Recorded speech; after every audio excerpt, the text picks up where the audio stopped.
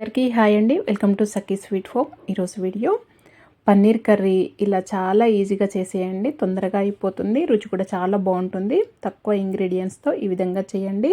కొత్తగా చేసే వాళ్ళు కూడా ఈ విధంగా చేశారంటే సూపర్గా ఉంటుందండి. ఖచ్చితంగా ట్రై చేయండి. ముందుగా పొయ్యి పైన ఒక ప్యాన్ పెట్టుకొని 1 టేబుల్ స్పూన్ నూనె వేసుకోవాలి.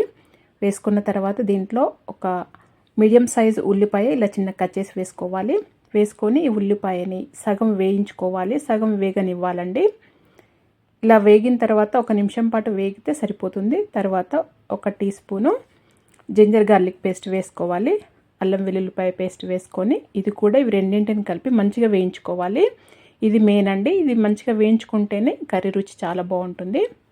ఇలా మంచిగా బ్రౌన్ అయ్యే వరకు వేయించుకున్న తర్వాత ఒక 2 టమాటాలు నేను చూపించినవి జస్ట్ మిక్సీ పట్టుకొని వేసుకోవాలండి. అంతే, డైరెక్ట్గా మిక్సీ పట్టుకొని వేసుకోవటమే. ఇలా మిక్సీ పట్టుకున్న ప్యూరీని దీంట్లో వేసుకోవాలి. ఇప్పుడు మీరు తినే కారాన్ని బట్టి కారం వేసుకోవాలండి. నేనైతే ఒక 1 టీ స్పూన్ అలా వేసానండి. అలాగే మీరు తినే రుచికి తగినంత ఉప్పు వేసుకోవాలి. ఒక 1 టీ స్పూన్ ఉప్పు వేసాను. ఒక 1 టీ స్పూను ధనియాల పొడి వేసుకోవాలి. ఒక పావు టీ స్పూన్ గరం మసాలా వేసుకోవాలి. ఒక పావు టీ స్పూన్ పసుపు వేసుకోవాలి.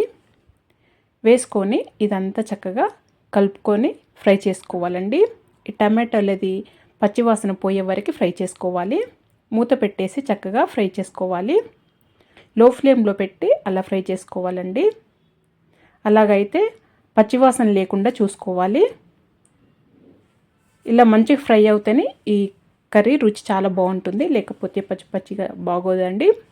ఇలా చక్కగా ఫ్రై అయిన తర్వాత మంచి స్మెల్ వస్తుంది. అప్పుడు దీంట్లో కొద్దిగానే నీళ్లు వేసుకోవాలి. మరీ ఎక్కువగా వేసుకోకండి. కొద్దిగానే వేసుకున్న తర్వాత పన్నీర్ ముక్కలు వేసుకోవాలి. మీరు కావాలంటే ఈ పన్నీర్ ముక్కల్ని కొద్దిగా ఫ్రై చేసుకొనైనా వేసుకోవచ్చు. నేనైతే డైరెక్ట్గా వేస్తున్నాను. ఇలా వేసినా కానీ చాలా బాగుంటాయి. పన్నీర్ ముక్కలు వేసుకొని మంచిగా కలుపుకొని మూత పెట్టేసి మళ్ళీ ఒక 2 నిమిషాల పాటు ఉడికించుకోవాలి. ఈ కన్సిస్టెన్సీ అనేది మీరు చూసుకోవచ్చండి. మీకు గట్టిగా అంటే గట్టిగా, ఇంకా కొద్దిగా గ్రేవీగా అంటే గ్రేవీగా అలా చూసుకొని ఉడికించుకోవాలి. నేను ఇంకా కొద్దిగా గట్టిగా కావటానికి మళ్ళీ ఉడికించానండి. ఇప్పుడు చక్కగా ఉడికిపోయింది. చూడండి, నూనె పైనకి వచ్చేసింది. ఇప్పుడు దీంట్లో పాల మీద మిగడ వేస్తున్నానండి. ఒక 2 టీ స్పూన్ల మిగడ వేస్తున్నాను. ఇది వేయటం వల్ల చాలా రుచిగా ఉంటుంది. ఖచ్చితంగా వేసుకోండి. లేదా పాల మీద మిగడలేదు అంటే ఫ్రెష్ క్రీమ్ అయినా వేసుకోవచ్చు. ఇలా వేసుకున్న తర్వాత కొద్దిగా ఒక 1 టీ స్పూన్ వరకు కసూరి మేతి వేసుకోండి. కసూరి మేతి పాల మీద మిగడ వేసుకోవటం వల్ల ఈ కర్రీ అనేది చాలా రుచిగా ఉంటుంది.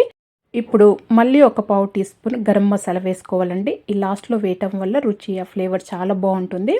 మీ దగ్గర కసూరి మేతి లేకపోతే కొత్తిమీర కూడా వేసుకోవచ్చండి. కానీ కసూరి మేతి ఈ క్రీమ్ వేస్తేనే ఈ కర్రీ రుచి చాలా బాగుంటుంది. ఇలా వేసిన తర్వాత 1 నిమిషం పాటు ఉడికించుకొని తీసి సర్వ్ చేసేసుకోవటమేనండి. చాలా తొందరగా అయిపోతుంది, ఈజీగా కూడా కదండి చేయటము.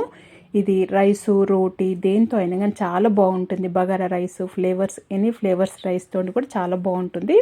ఈ విధంగా ట్రై చేయండి. ఇంట్లో అందరికీ నచ్చుతుంది. నేనైతే చపాతీతోని సర్వ్ చేస్తున్నానండి. ఇలా చేసి పెడితే తొందరగా అయిపోతుంది, చాలా రుచిగా ఉంటుంది. మీరు కూడా ఒకసారి ఈ విధంగా ట్రై చేసి మీకు ఎలా వచ్చిందో నాకు తెలియచేయండి. మీకు కనుక ఈ వీడియో నచ్చినట్టయితే లైక్ చేయండి, షేర్ చేయండి, సబ్స్క్రైబ్ చేసుకోండి. Thank you for watching.